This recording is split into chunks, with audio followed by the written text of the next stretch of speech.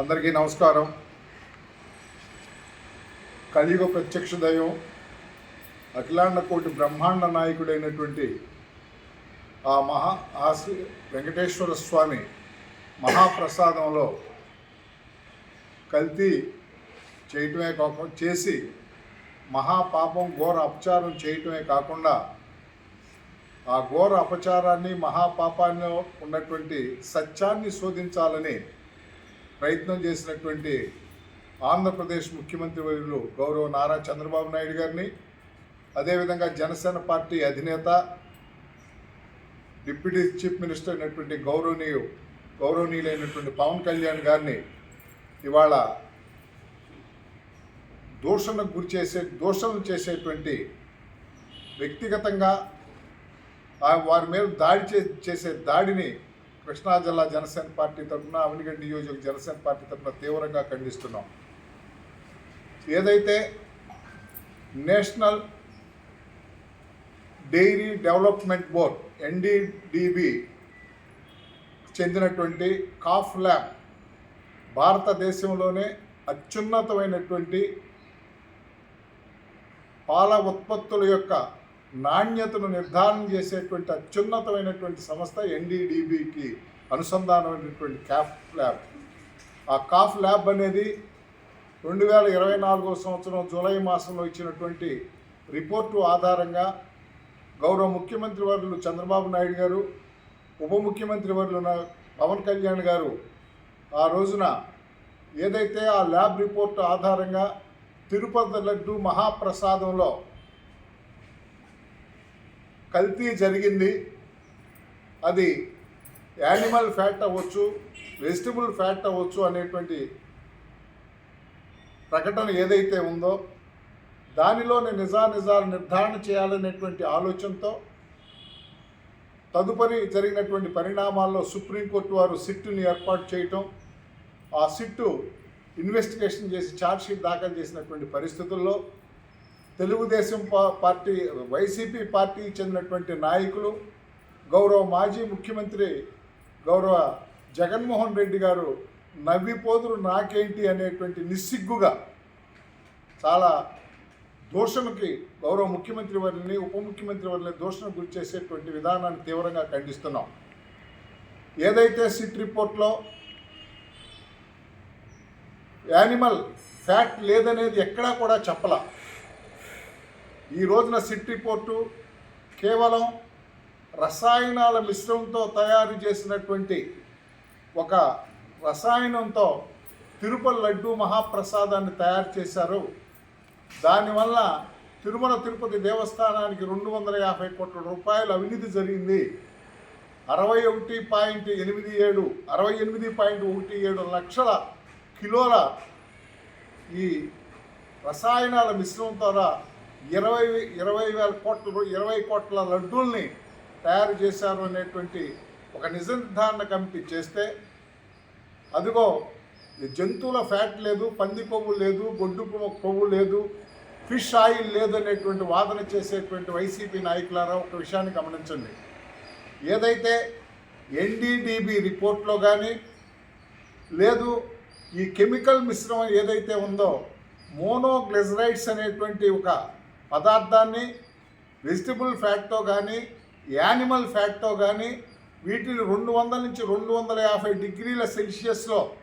వీటిని తీసుకొచ్చినట్లయితే ఈ vegetable fat కానీ యానిమల్ ఫ్యాట్ని కానీ అన్ని డిగ్రీల సెల్సియస్లో తీసుకొస్తే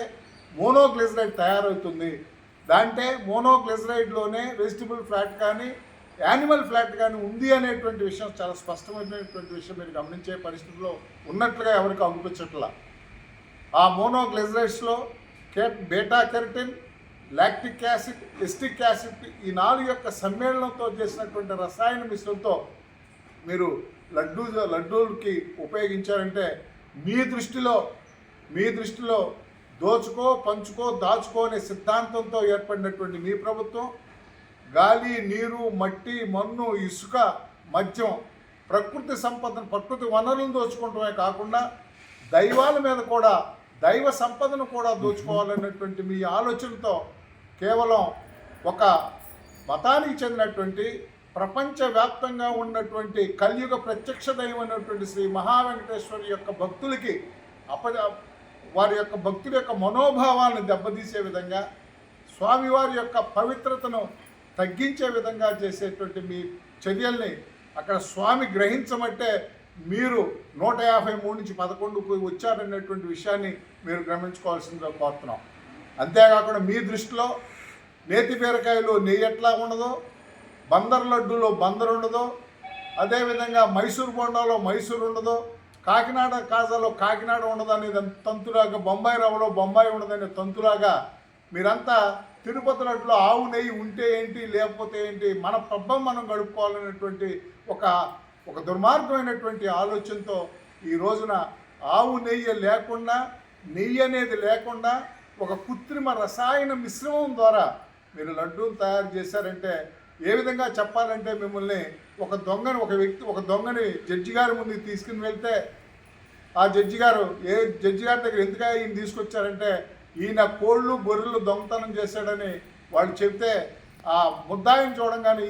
ఈ కోళ్ళు దొంగలే కాదు ఇంకా లోతైన నేరం చేశాడని జడ్జి గారిని ఇన్వెస్టిగేట్ చేయమని అక్కడ వారినంటే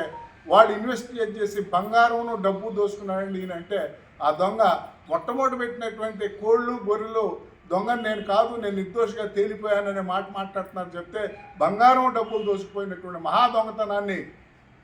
ఆయన మర్చిపోయినట్టుగా ఇవాళ వైసీపీ నాయకులు ప్రవర్తిస్తున్నారంటే అది చాలా సిగ్గుచేటైనటువంటి విషయం. ఈ విషయంలో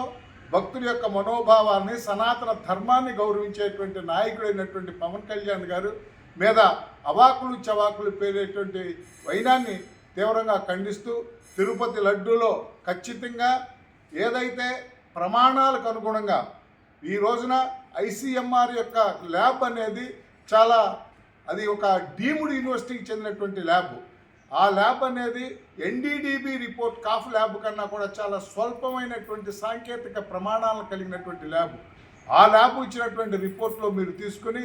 ఎన్డీడీబీ ఇచ్చినటువంటి రిపోర్ట్ని పక్కన పెట్టి మీరు ఇవాళ ప్రచారం చేస్తున్నారంటే అది చాలా కూడా సిగ్గుచేటైనటువంటి విషయంగా తెలియపరచుకుంటూ,